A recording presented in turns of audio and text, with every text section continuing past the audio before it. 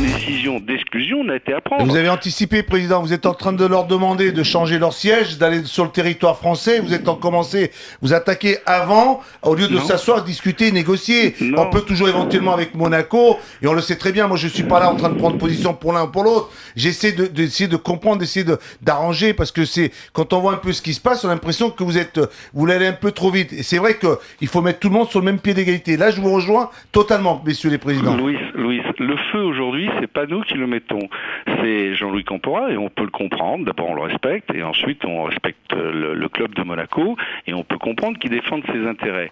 Sauf qu'aujourd'hui, c'est lui qui met le feu. Nous ne faisons pas de déclaration d'exclusion de Monaco. Nous avons simplement dit, nous mettons nos textes en conformité. Ouais. Maintenant, nous verrons les clubs qui se mettent en conformité ou pas, et à ce moment-là, nous aviserons, et là, il sera temps de discuter, de dialoguer, d'échanger, etc. Et encore une fois, nous ne sommes pas dans une volonté systématique d'exclure Monaco. On dit simplement, il y a un tel différentiel, et Jean-Louis l'a très bien expliqué, il y a un tel différentiel aujourd'hui qu'il faut trouver des solutions. Voilà.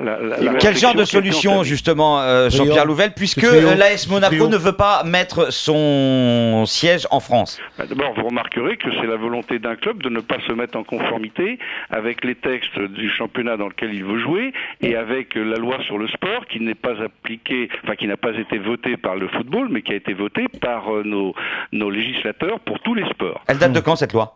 À date de 80 et des poussières, j'ai plus la date en tête, mais... alors pourquoi maintenant et pas avant?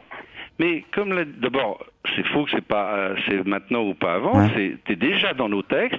Simplement, on pouvait estimer qu'il y avait un flou sur la mise en place, sur la date de mise en place, etc.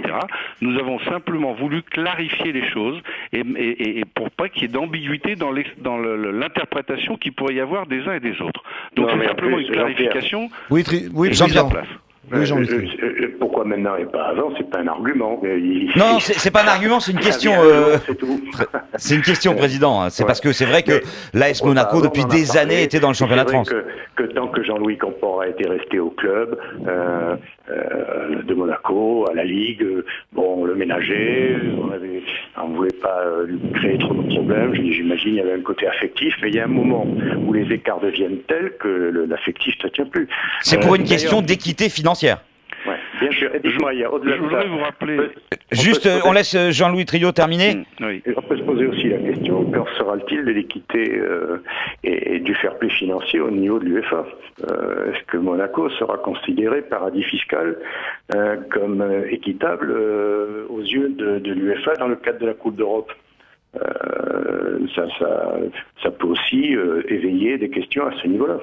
Et si jamais l'AS Monaco refuse de mettre est-ce que vous êtes prêt à exclure Monaco? Son siège en France, comment ça se passe? Ça veut dire que c'est la mort de la section football de l'AS Monaco ou pas? Pas du tout. Pas du tout. C'est ce que nous disait Jean-Louis Campora hier. Non, mais avec 40 millions d'euros, il ne peut pas vivre en première division, il aura un très beau budget.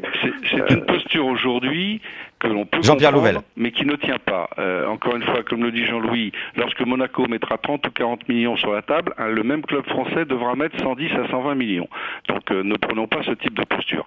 Le deuxième point aussi pour expliquer la différence entre ce qui existait avant et ce qui est maintenant, c'est que je vous rappelle que la loi sur le sport, sur les clubs, qui a obligé les clubs à passer d'association en société, est passée en 98 et a été mise en place définitivement en 2001.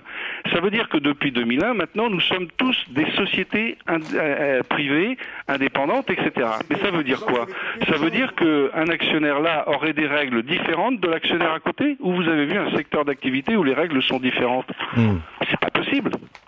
Il va falloir bien négocier, il va falloir discuter, il va falloir s'asseoir, il va falloir peut-être y penser. Vous n'allez quand même pas les exclure quand même, non, Président? Mais Louis, laissez-nous travailler. 1er juin 2014. Ouais. Donc le Monaco aura peut-être décidé d'ici là de mettre son siège tout naturellement. Donc il n'y a pas de problème. Voilà, c'est exactement ce qu'il fallait répondre, Jean-Pierre.